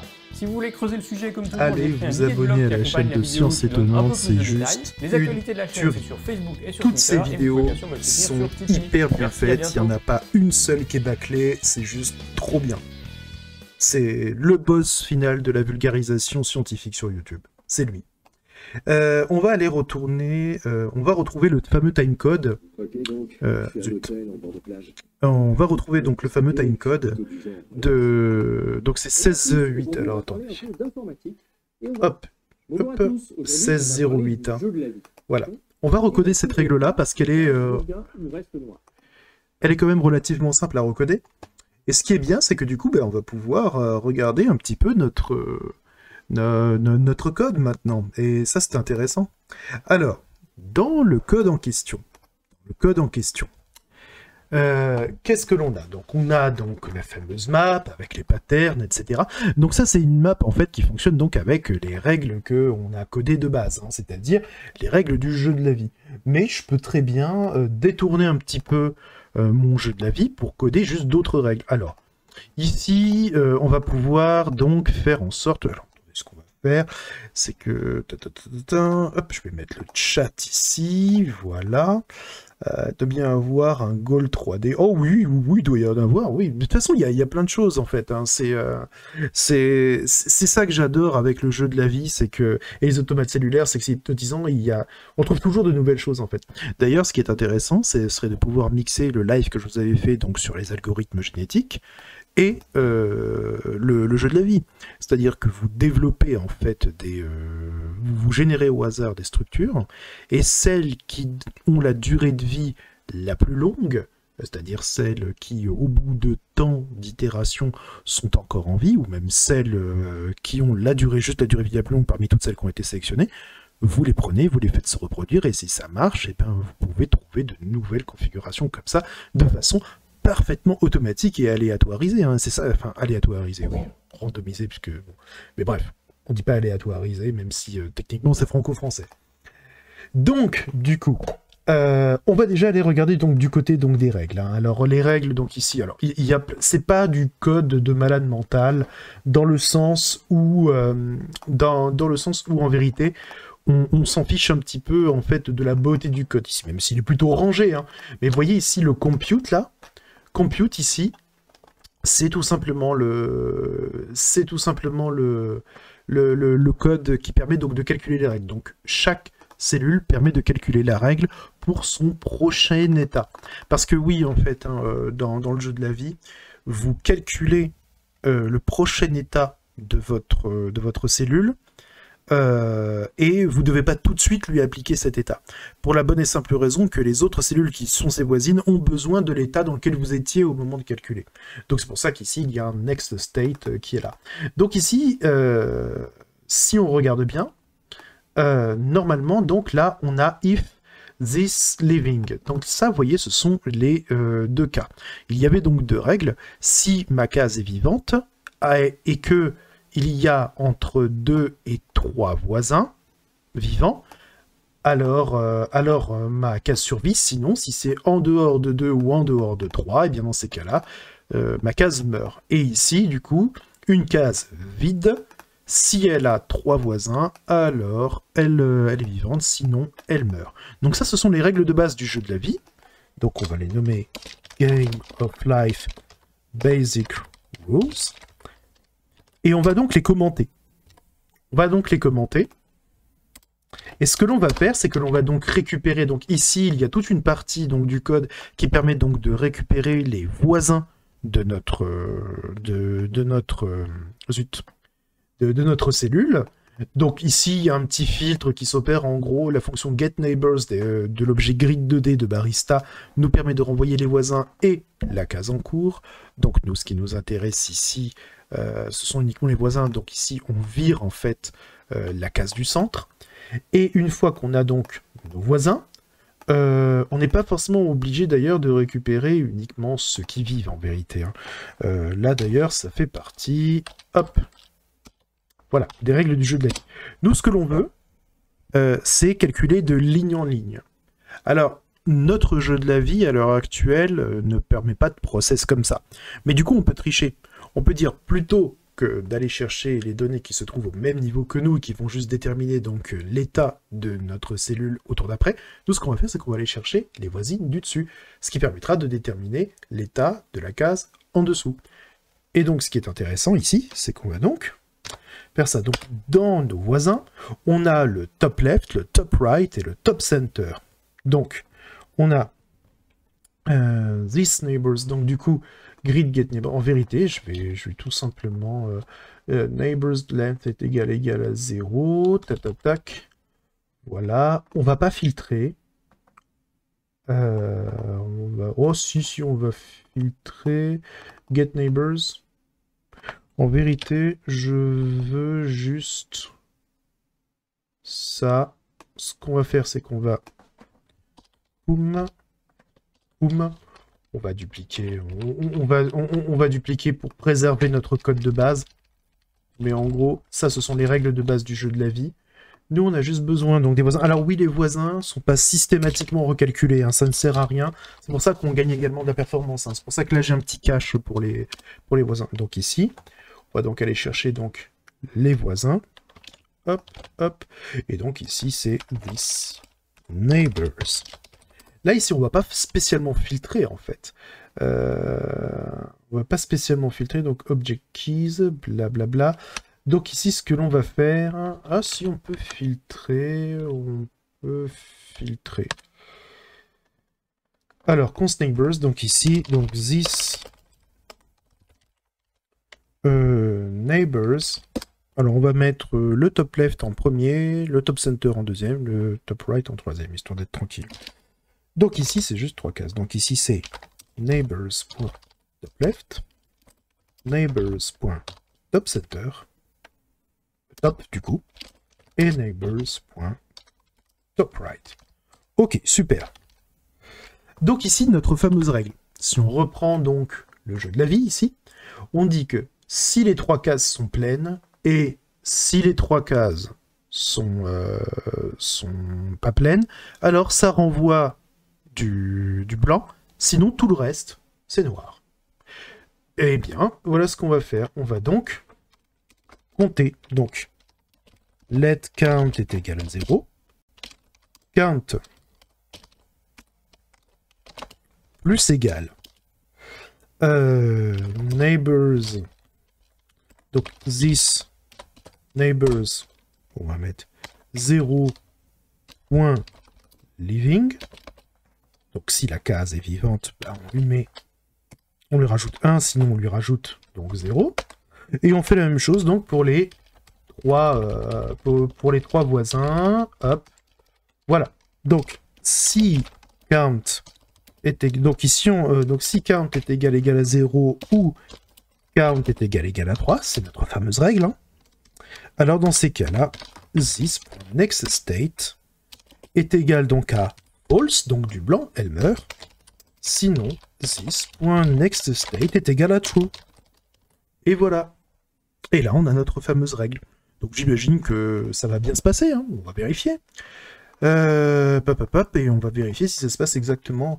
Je regarderai la fin sur YouTube, c'est replay dispo, c'est top, j'aimerais beaucoup rester pour la partie technique, mais je dois vous laisser. Ouais, pas de souci, Benor.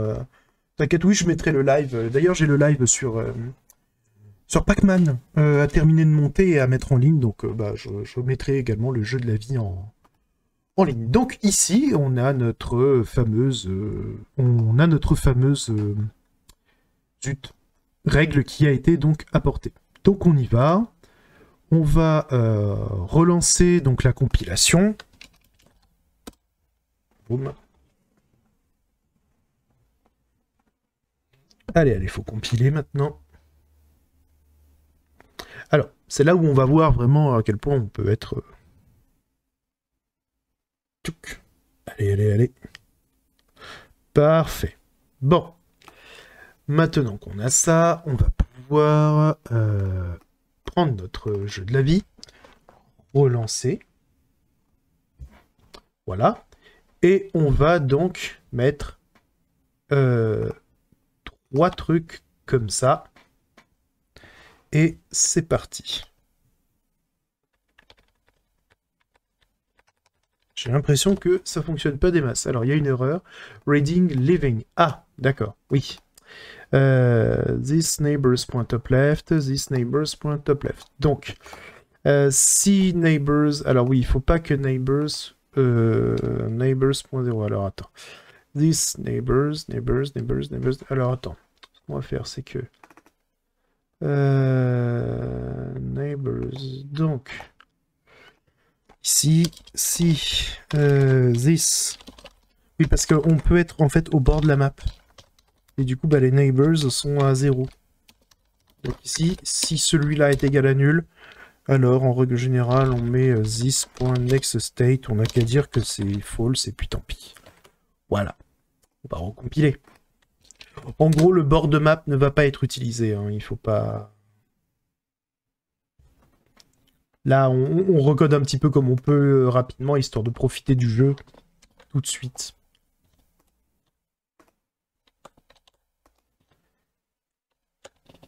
Bah alors, hop, voilà. Canary property of null. Et du coup, bah, j'imagine que... si this... Ah bah oui, et le 0, bon bah alors... On va mettre pour tout... Oh, this.neighbors, bah oui, parce qu'on peut être également sur les bords gauche et droit. Vous voyez, on n'y pense pas forcément. Donc, s'il y en a un des voisins qui est égal à nul, alors, enfin, un des trucs du dessus qui est égal à nul, alors, on part du principe qu'on est sur un bord et que c'est chiant à calculer et que zut. Voilà. Allez, allez, recompile. Merci bien.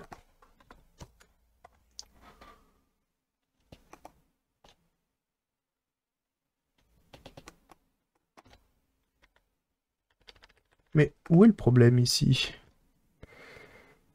Ouais, et donc du coup ici, toi tu es là, là, là. Je veux bien voir un peu ce que c'est ici le problème. On va vérifier. Alors, these neighbors... Eh ben voilà. Donc il est mignon lui, c'est-à-dire que... Vous voyez ici, hop, je le débug. Donc si neighbors de 0 est égal donc à nul, sauf que j'ai pas mis de return ici. Voilà, c'est pour ça que je suis un débile. Voilà, je continue de... Voilà. Il fallait juste mettre un return, j'avais oublié. C'est ce qui arrive quand on a passé déjà toute la journée à coder et qu'on fait de la merde derrière. Voilà. Allez, allez, recompile-moi ça. Poum, poum, poum. Toi, tu viens là. C'est quand même foutrement pratique la console et les débuggers quand même pour s'en sortir. Manque les accolades. C'était très intéressant. Ok, Jojo. À plus tard. Ciao.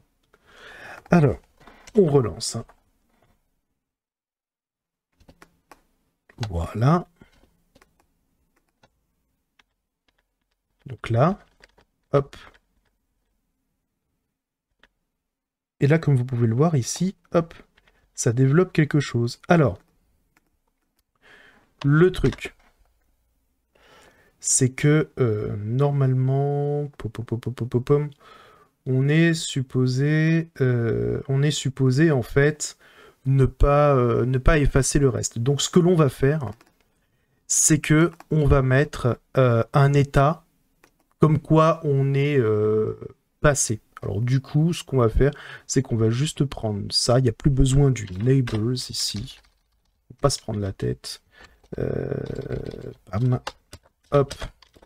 On va juste dire, si j'ai déjà été compute, alors je ne me recompute pas. Comme ça permet d'avoir tout l'historique en vérité. Vous allez voir, ça va être beaucoup plus simple. Donc ici, si neighbors point top left est égal à nul, or neighbors.top right est égal à nul, or Ça va être un peu plus long, mais c'est juste pour le... C'est juste pour le... Hop, neighbors. Top left. Neighbors.top right. Et enfin, neighbors.top. Voilà. Comme ça, on est tranquille.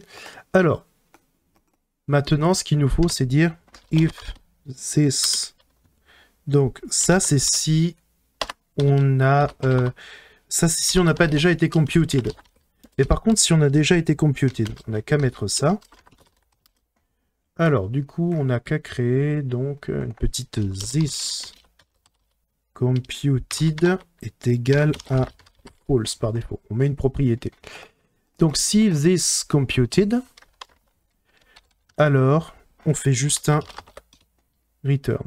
Alors, computed does not exist on type cell. Did you mean compute? Oui, c'est parce qu'il me faut une propriété. On est en TypeScript, donc boolean est égal à false par défaut. Alors, pas besoin de le mettre comme ça, j'avais oublié quoi. Donc si on a déjà été computed ici, alors dans ces cas-là, on n'a plus besoin de changer notre état. Et ça, c'est une bonne chose. Donc, this, et on va même mettre this next state est égal à this living pour être sûr qu'il ne nous embête pas derrière. Et donc ici, this computed est égal à true. Comme ça, on n'efface pas l'état de notre cellule et on ne réinvoque pas donc les voisins. Donc ici, c'est parfait. On va le mettre là pour être sûr et certain que ça marche. On recompile notre application et paf, on a notre... on a nos chocs à pic. Hop, on a dit que c'était là. Voilà, hop.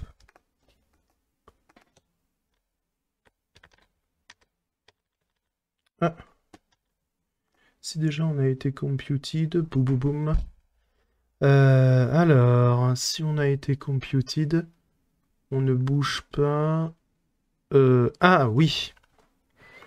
Si on a été computed. Alors attendez, parce que du coup ils ont tous été computed. Gna gna gna gna gna gna gna gna. Ah ouais mais non. Je fais de la merde là. Donc du coup, je suis en train de me demander si... Parce que lui, d'accord. Donc, ce qu'il faudrait, ce serait qu'on verrouille le computed de nos...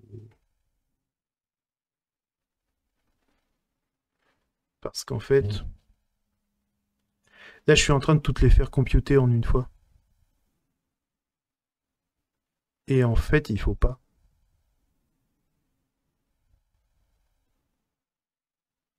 Paf, paf, paf. Je suis en train de me dire que... Donnez-moi une seconde, mais... Je crois que...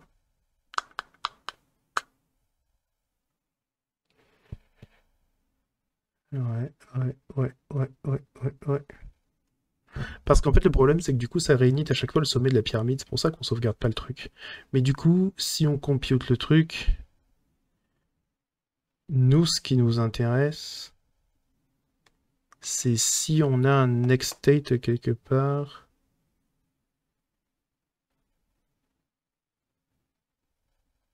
Non, c'est chiant. C'est chiant en fait parce que je l'ai pas prévu comme ça. Parce qu'en fait, ce qui est chiant, ouais, voilà, c'est que comme on procède pas ligne par ligne, ce qu'il faudrait en vérité, c'est procéder ligne par ligne. Donc le compute ici, il est intéressant, mais en fait, il faut le faire autrement. Donc du coup, on va boucler à travers notre grille et à chaque fois, on va faire... Donc en fait, on n'a pas besoin du computed ici. Hop, on n'a pas besoin du computed ici, ça c'est une certitude. Hop, on va boucler ligne par ligne comme on aurait dû le faire de base en fait. ça reste quand même plus simple. Donc ici, on a bien notre règle de base, net state false, d'accord, donc ça c'est parfait. On a notre règle, On va la relancer pour être sûr et certain qu'il n'y a pas de problème. Mais en fait, plutôt que de boucler à chaque fois sur toute la grille, on va boucler ligne par ligne, en fait. Ça sera quand même plus simple. À chaque tour, en fait, on va boucler sur une ligne supplémentaire. Parce que, en fait, ce qui est chiant, sinon, c'est qu'on doit versionner à chaque fois un certain nombre de choses. Et c'est probablement ça le plus pénible, en fait.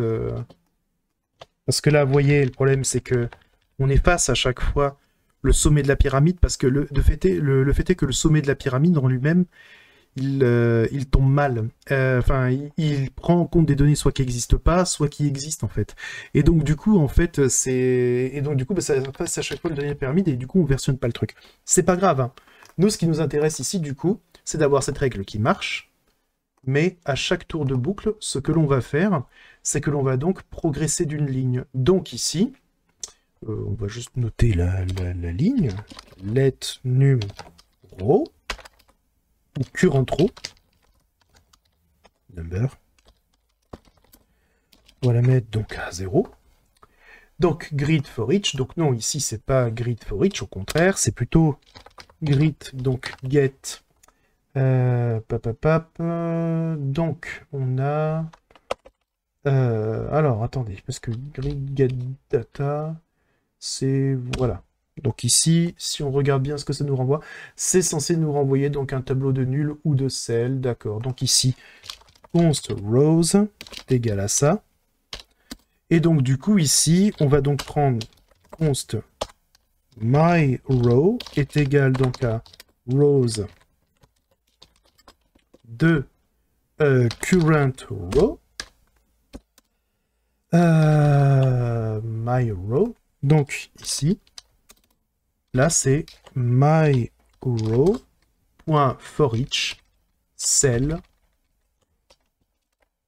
grid. Voilà. Et ici on a current row plus. Si current row est égal donc à grid.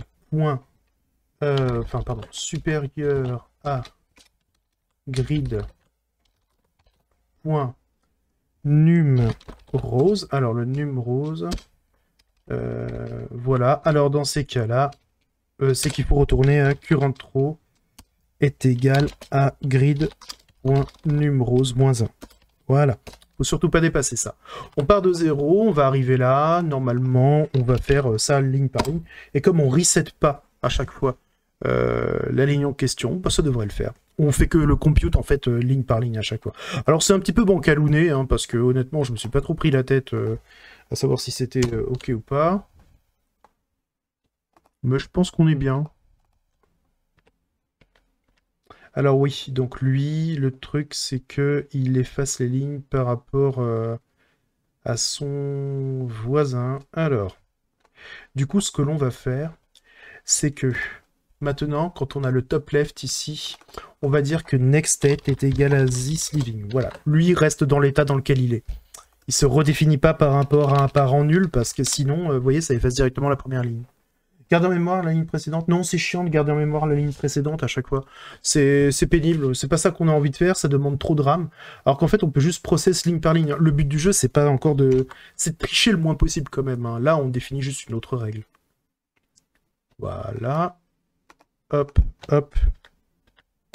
Damned. Normalement, il n'est pas censé s'effacer, hein, lui. Hein. Nanana, parce que lui...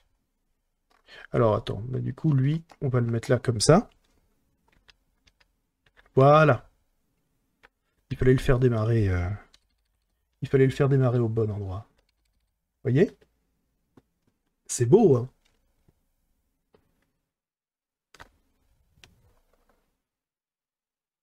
C'est sympa, hein.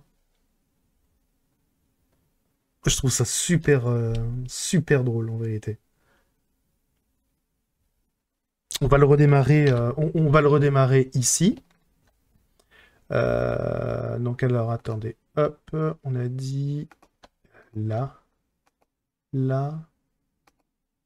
Alors, attendez. Là. Là, juste 2. Alors du coup, il faut redémarrer. Alors attendez, lui, on n'a qu'à dire que quand on arrive là, alors dans ces cas-là, on remet donc à... on va plutôt le remettre à 0. Donc si...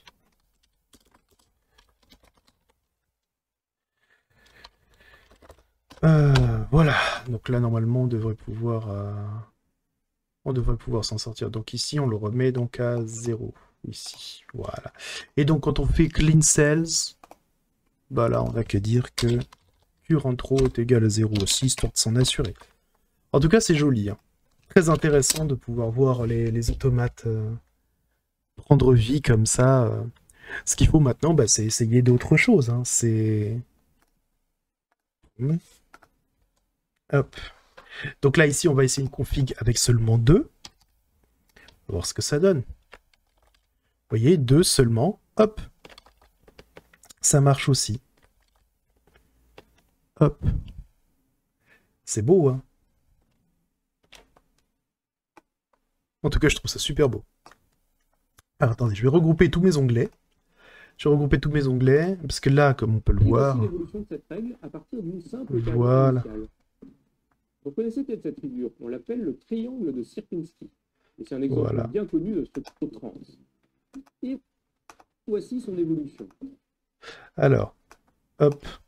Maintenant, si on essaye ça... Alors, maintenant, si on dit que si c'est ça, ou cette configuration-là, ou cette configuration-là, alors, on va les coder, hein, elles sont là. Donc, on a top left et top right qui sont... Ok, d'accord. Donc, là, ici, donc la fameuse règle, on va la remettre. Donc, voilà. Donc, si c'est ça ou ça.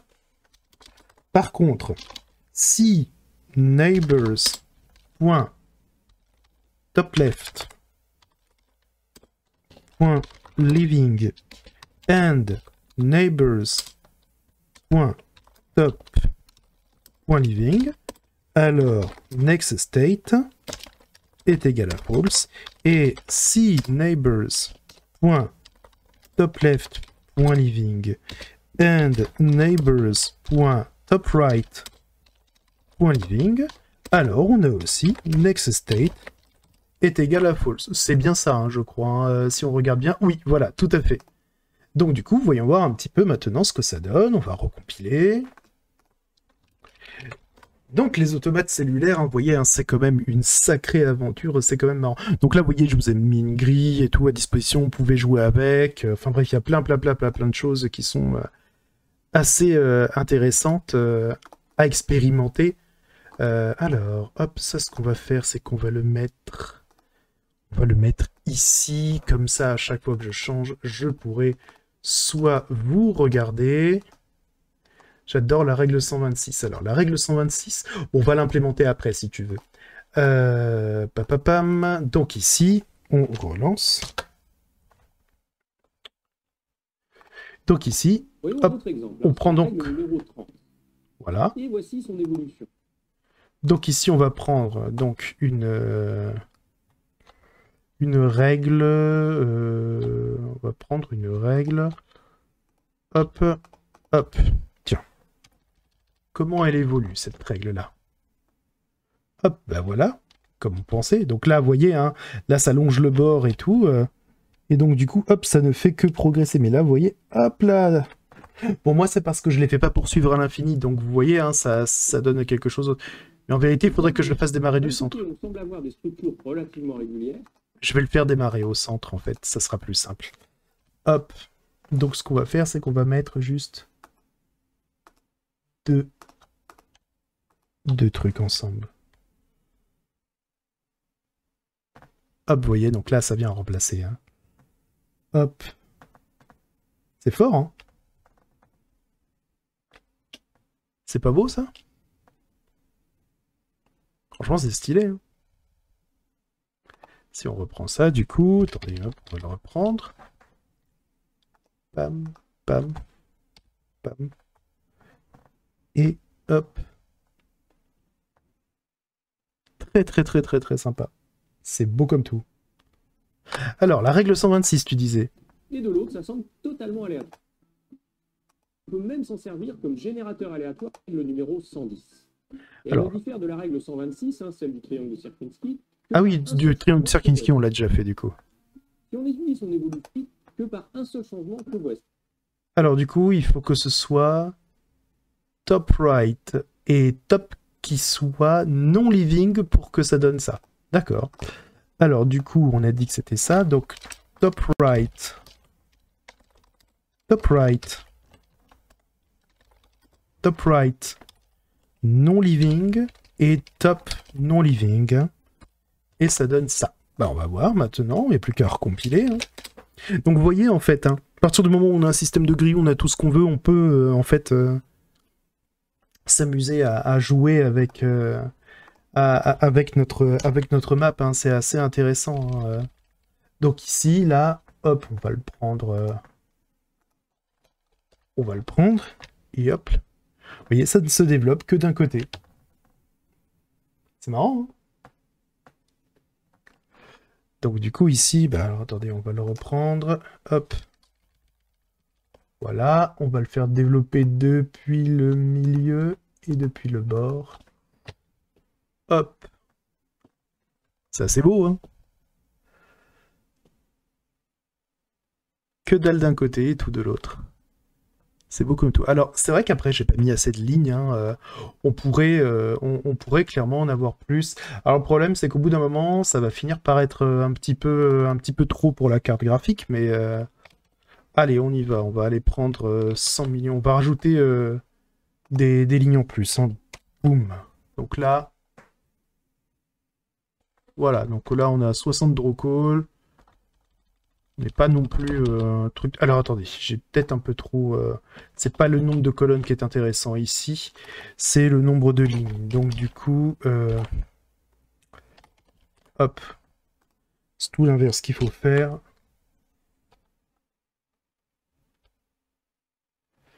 Voilà. Donc ici, on a... Ah, ça ira pas forcément beaucoup plus loin. Hein. Mais bon. C'est juste pour montrer... Vous voyez, on commence déjà donc à voir les fameuses structures qui sont irrégulières apparaître en fait ici. Hein, c'est ce qu'on se disait. Donc voilà. C'est alors attendez, on va remettre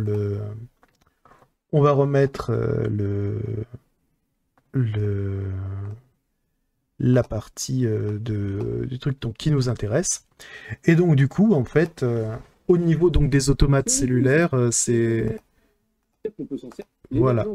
Donc du coup, concernant donc, le jeu de la vie en lui-même, comme vous pouvez le voir, c'est quand même assez impressionnant parce qu'avec seulement 2 règles, en fait, on peut faire énormément de choses. Et même parfois, juste avec une seule règle, en processant ligne par ligne, en fait, c'est super intéressant, on peut avoir de jolies structures. Alors, je vais rétablir donc le jeu de la vie en lui-même, hein, on va regarder ça. Alors attendez, on va remettre le truc tel qu'il était. Et on va pouvoir donc jouer un petit peu... Alors attendez, hop. Voilà. Donc toi tu vas aller là. Ensuite toi. Hop. Toi tu vas aller là. Toi tu vas aller là, là.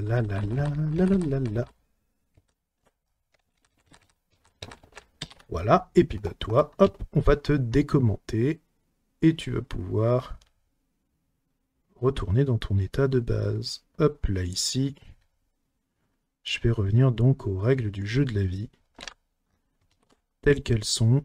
On va pouvoir recompiler. Et donc, on va pouvoir aller soit trouver des structures qui sont intéressantes. Alors, j'ai plein d'adresses. Hein. Pour les structures, vous avez juste à taper en plus Game of Life, bibliographie. Il y en a une tonne.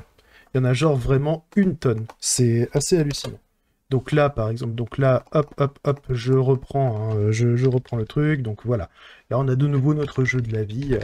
Bref, il y a plein de choses. Donc là, ici, vous avez donc les patterns avec la touche P, le blink, le roturn, le spaceship, etc. Le gun qui est intéressant. Mais si vous voulez vraiment avoir des choses qui sont intéressantes, vous avez donc Game of Life Library, donc Pattern Library. Vous avez donc ça, il y en a plein. B-52 Bomber, en fait. Donc vous avez la possibilité de le voir jouer avant de le prendre et de l'implémenter, hein, si vous voulez. Hein. Là, par exemple, lui, vous pouvez le jouer. Vous voyez, ben, on regarde un peu comment il évolue, par exemple. Donc là, il est très lent, mais là, il est très rapide. Et là, on peut voir, en fait, qu'il expulse systématiquement des planeurs, en fait, sous forme de petites bombes et tout. C'est assez intéressant. Il y a également donc C3 Ladder qui est plutôt sympa.